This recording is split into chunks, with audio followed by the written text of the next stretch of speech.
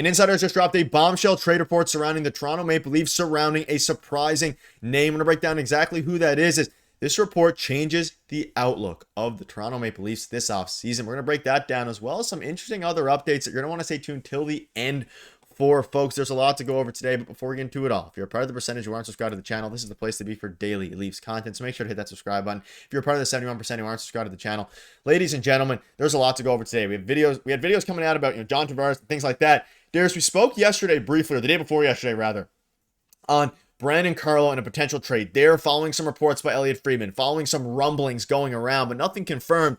We had a reporter today come out and verify and kind of double down on a Brandon Carlo move here being a very feasible option for the Toronto Maple Leafs, despite being acquired at last year's NHL trade deadline, coming over from Boston in a deal that included what we know was a first, a fourth, and Fraser Minton. Brandon Carlo's name has resurfaced in trade conversations, and this is shocking because we actually have a report confirming this now from Frank Saravalli. They go on to say the Leafs aren't exactly eager to move Brandon Carlo, as he's a big, steady presence in the back end, carries a reasonable cap hit, and is in his prime. But with his high value and demand for right shot defenseman, Toronto may explore using him to land a higher end forward. At this stage, few things are off the table for GM Brad Treliving. Darius, you pair this with what we covered a few days ago now about Elliot Friedman saying, hey, the Leafs are quietly shopping for a forward here in order to get rid of a defenseman, obviously to make it work. Things have taken a very real turn surrounding the likely possibility here now of Brandon Carlo or a defenseman, maybe Morgan Rielly, being moved, and this is a little bit crazy. Yeah, I think the Leafs and Brad Treliving are completely rethinking what they want to do with this team, and I think that anything is on the table at this point if your name is not Austin Matthews or William Nylander at this point. Anybody could be traded. Of course, there would be, some hurdles to go over.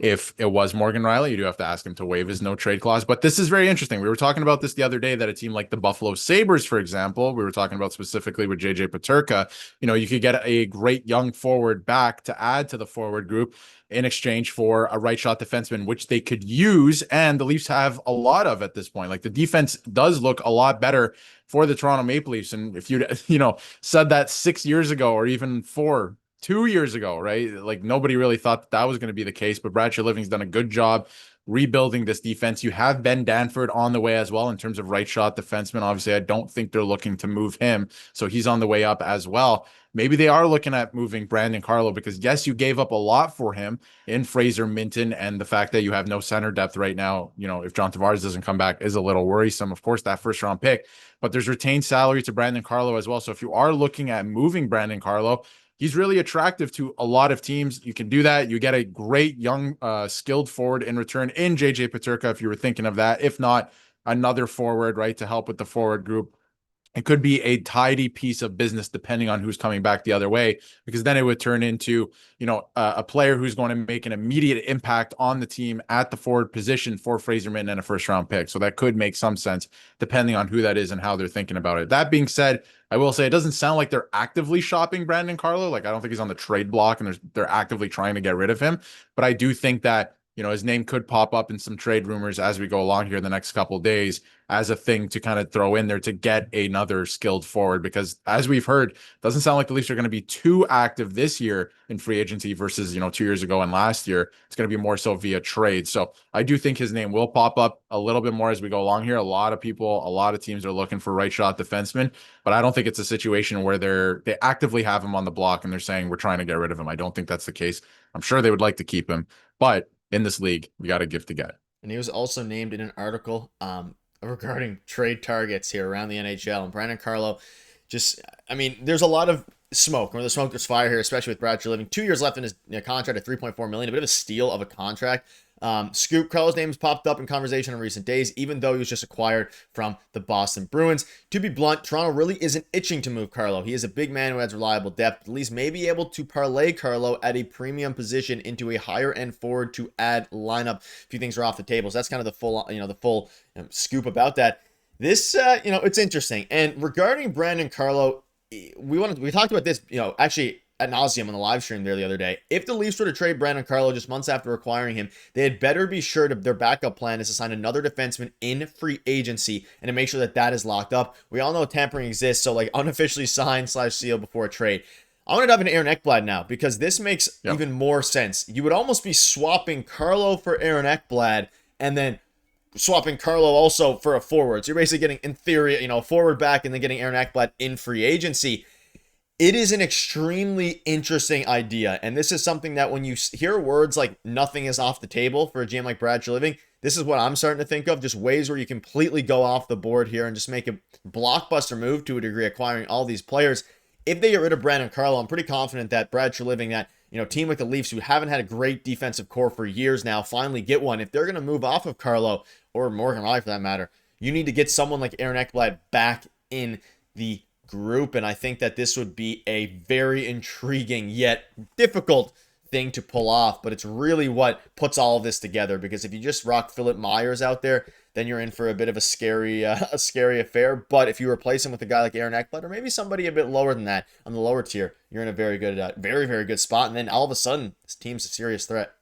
Yeah, exactly. Like you could swap out Brandon Carlo for Aaron Ekblad, let's say, as an example. And obviously, then Aaron Ekblad could play either first pairing or second pairing. Obviously, I would think Chris Tanev is going to be up there with McCabe as well. Obviously, we haven't talked about McCabe in a long time because he's locked up and he's not going anywhere. We know that. But, obviously you can rejig the lineup a little bit. Maybe Morgan Rielly goes out the door as well, and they completely rethink the defense. But you can afford Aaron Ekblad at what he's wanting to make. It sounds like it's going to be 8.5, something like that. And if that's the case, you can definitely afford him. And I feel like he would be a great addition to the Toronto Maple Leafs. I do think that he wants to stay in Florida. They all want to stay in Florida. I just don't know if the Panthers are going to be able to get that done at a reasonable dollar amount for all three of them. So it's going to be very interesting. I feel like at this point in time, with everything we've heard, Aaron Ekblad is probably the odd man out of that situation, that equation. So it could make a lot of sense for the Leafs, but again, they would have to make some moves. It would have to be maybe Carlo or Rielly out the door. If it's Rielly, then you have too many right shot defensemen, right? I think, at least in my eyes. But and then you'd have to rejig and refigure out the lineup again. But could make a lot of sense if Carlo, is out there thrown into something to get a high end forward that can make a difference, that has some snarl. I like it, right? And I do wonder also, I just want to throw this out there. Jason Robertson is still technically up for grabs from the Dallas Stars. Like, that hasn't really gone away. They have freed up some salary cap space, but trading him hasn't really, moved off the table or anything. I wonder if you go after a guy like Jason Robertson, because Dallas needs right shot defensemen as well. So you can, maybe move Carlo, bring in a guy like Aaron Ekblad, then maybe go after a guy like Jason Robertson, but he's going to command a lot of money on his next contract after this year. But for this year, you can afford him. He's only $7.5 million. So could get very interesting. I feel like Treliving can get very creative here if he wants. He likes to get creative in the offseason, doesn't like to make moves in season.